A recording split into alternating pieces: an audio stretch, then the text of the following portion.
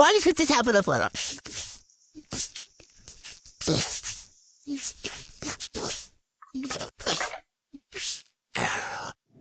இப்போ வந்து கறி எடுத்தாச்சு. இப்போ வந்து மசாலா போட போகிறோம். இப்போ வந்து நான் மசாலா போட மாட்டேன், என் அண்ணன் போடுவான்.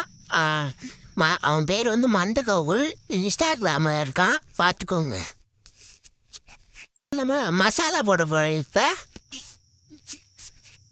இப்போ உத்த வறுத்து ஊற்றுறானே இல்லை கேட்புருவா யாராச்சும். எரியவுடா தமிழ் என்ன இதாகும். இப்போ தயிர் ஊற்ற போகிறோம். ஓடி 10 கிலோ தயிர்.